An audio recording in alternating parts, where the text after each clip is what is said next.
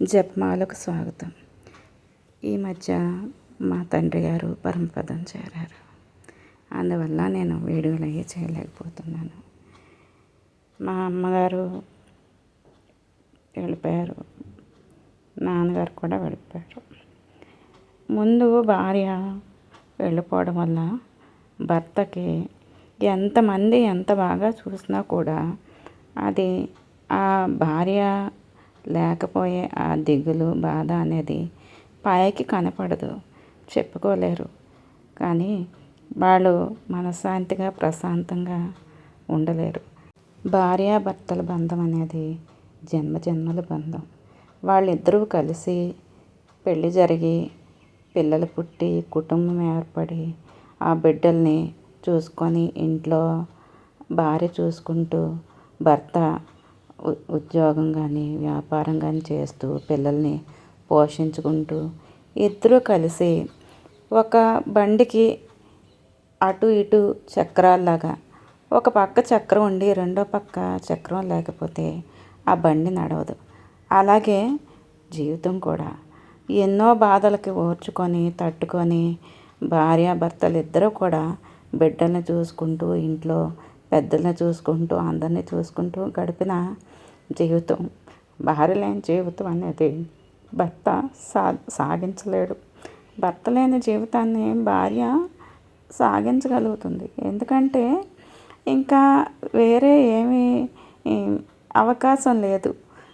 నా బిడ్డల్ని కాపాడుకోవాలి అనే తాపత్రయంతోనే ఆ భార్య అన్నీ మర్చిపోతుంది. మర్చిపోయి తన బిడ్డల్ని కాపాడుకుంటూ తన బిడ్డల్ని గొప్పగా పెంచుకోవాలి, తండ్రి లేని లోటు తీర్చాలి అని తనే భర్త అయ్యి తనే భార్య అయ్యి తనే తల్లి అయ్యి జీవితాన్ని గడుపుతూ తన బిడ్డల్ని సాకుతుంది. కానీ భర్తకి ఆ ధైర్యము, ఆ ఓపిక, ఆ శక్తి అనేది ఉండదు. బయటికి వెళ్ళి ఆయన ఏమైనా సంపాదించి తీసుకువచ్చి చేయగలడు తప్పించి ఆ బిడ్డల్ని అది చూసుకోవడం అనేది చాలా కష్టసాధ్యం. కానీ మా తల్లి తండ్రి ఇద్దరూ కూడా వెళ్ళిపోయారు. తల్లి తండ్రి లేని బాధ అనేది ఎవ్వరూ తీర్చలేరు. ఆ బాధ అనుభవించిన వాళ్ళకే తెలుస్తుంది. అందరూ కూడా వెళ్ళిపోతారు, కానీ ఒకళ్ళ ముందు ఒకళ్ళ వెనక. కానీ ఆడబిడ్డ తల్లి తండ్రి లేరంటే అమ్మతోనే నాన్నతోనో తన కష్టము బాధ చెప్పుకొని తనకున్న బాధలన్నీ కూడా మర్చిపోతుంది. మగబిడ్డ అంటే తను బయటికి వెళ్ళి సంపాదించుకొని రావడం, నలుగురిలోనే తిరగడం అలా ఉంటుంది. కాబట్టి కొంచెం మరుపు అనేది ఉంటుంది. ఆడబిడ్డ తన ఇల్లు పిల్లల్ని చూసుకుంటూ కూడా తల్లి తండ్రి ఇంట్లో పెళ్లి చేసుకొని తన వాళ్ళందరినీ కూడా వదులుకొని ఇంకొక ఇంటికి వెళ్ళిన ఆడబిడ్డ ఎంత వయసు వచ్చినా కూడా ఆ తల్లి తండ్రిని దూరంగా ఉండటం వల్ల మరవలేదు. మగబిడ్డ అంటే తల్లి తండ్రికి దగ్గరగా ఉంటారు. అందులోని తల్లి తండ్రికి కూడా మగబిడ్డ మీద కొంచెం అజమాయిషి ఎక్కువ ఉంటుంది. తల్లి తండ్రికి దగ్గరగా లేను అనే భావన ఉండదు. తల్లి తండ్రి కూడా వచ్చి ఆ బిడ్డ దగ్గర ధైర్యంగా నా కొడుకు, నా కుటుంబం, నా మనవలు అని ఉంటుంది. కానీ ఆడబిడ్డకి అలాగా తల్లి తండ్రి తన దగ్గరికి రాను లేరు. అలా అని ఆడబిడ్డ భర్తని పిల్లల్ని కుటుంబాన్ని వదిలి పుట్టింటి దగ్గర ఉండను లేదు. ఏంటంటే మన సమాజంలోని ఆడబిడ్డ ఇంటి దగ్గర తల్లి తండ్రి ఉండకూడదు, వెళ్ళి తినకూడదు అని ఒక వదంతి ఉంది. దానివల్ల ప్రతి తల్లి తండ్రి కూడా ఎవరు కూడా కూతురు దగ్గర ఉండరు. అలా అని కూతురు అన్నీ వదులుకొని పుట్టింట్లో ఒక 4 రోజులు ఉండలేదు. తను ఆ దూరంగా ఉండటం వల్ల ఆ బాధ తల్లి తండ్రి దూరం అయిపోయారు అని ఆ బాధ ఎవరితోనే చెప్పుకోలేదు. చెప్పుకుంటే పెద్ద వయసైనా చిన్న వయసైనా తల్లి తండ్రి, బిడ్డ అంటే బిడ్డే. ఎవరో కూడా అది అర్థం చేసుకోరు. అర్థం చేసుకోకుండా ఏంటంటో మాట్లాడతారు. ఎంత పెద్ద వయసైనా తల్లి తండ్రి ఉన్న ఆనందం వేరు. నా తల్లి తండ్రి నాది హక్కు అని ఆనందంగా తల్లిదండ్రుల దగ్గరికి వెళ్ళే అదృష్టాన్ని కోల్పోవడమే కదా. ఎంతమంది ఎలా ఉన్నా కూడా ఆ బాధ బాధే. పిల్లల్ని చూసుకొని, కుటుంబాన్ని చూసుకొని, అందరినీ చూసుకున్నా కూడా ఆ తల్లిదండ్రి లేరు అని ఆ మూడో రోజు వచ్చేసి తన పనులు, తన కుటుంబం చూసుకుంటుంది.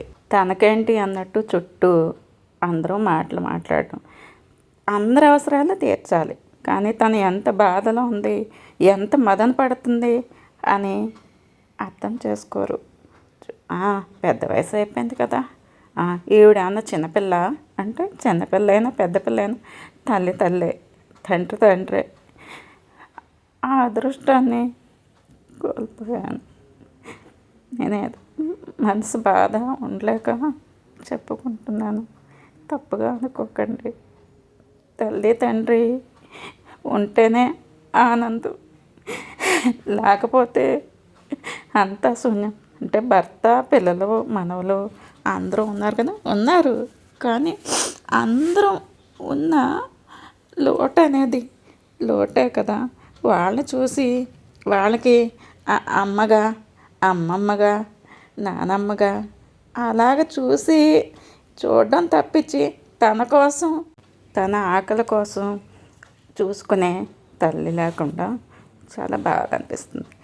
మన బిడ్డలకి ఆకలి వేస్తుంది టైంకి తినండి అని చెప్పి మనం చెప్పగలం. కానీ ఒక కవి చెప్తారు, ఏవి చులకనైనవి అనేసి. తామర తోడలని దారము, దూది, ధూళి, ఇంకా చాలా చెప్తారు.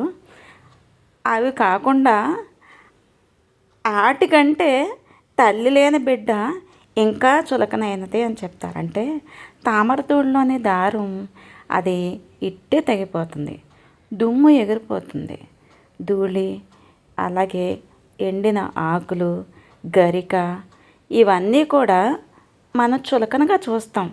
ఇంతకంటే చులకనైనది తల్లి లేని బిడ్డ అని చెప్పి ఒక కవి ఒక పద్యం రాస్తారు.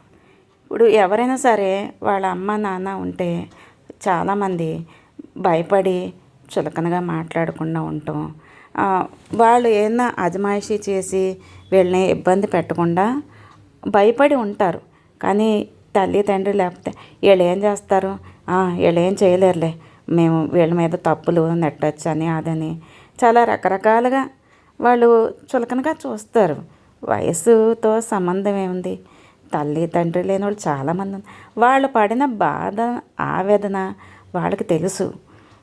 ఇవి తల్లి తండ్రి ఉన్నవాళ్ళు అంత అదృష్టవంతులు ఇంకొకళ్ళు లేరు. కానీ ఇప్పుడు ఆశ్రమాల్లోని, శరణాలయాల్లోని వాటిలోని పెట్టేస్తున్నారు.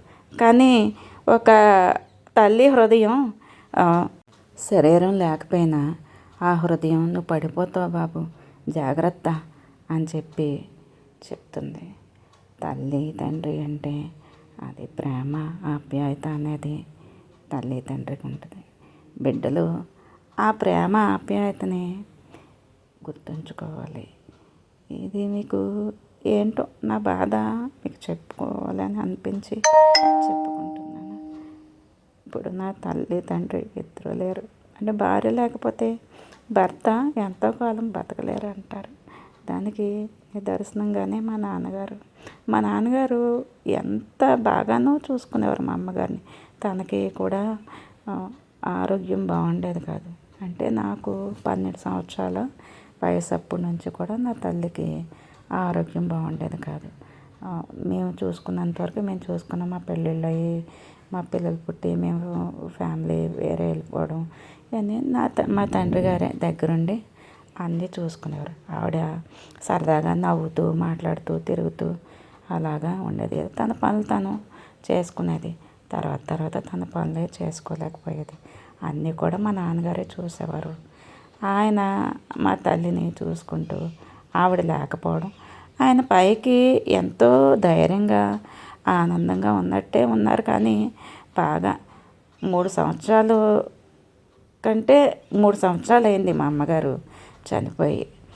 ఇంకా ఆయన ఉండలేకపోయారు. చాలా విషాదంగానే బాధపడుతూ ఉండేవారు. నేను ఎందుకు బతకాలి, నేను ఎందుకు ఉండాలి, నేనేం సాధించాలి, నేనేం చేయాలి అనేవారు. అలాగ అనకండి అని చెప్పి మేము ఎంత బాధపడేవాళ్ళం.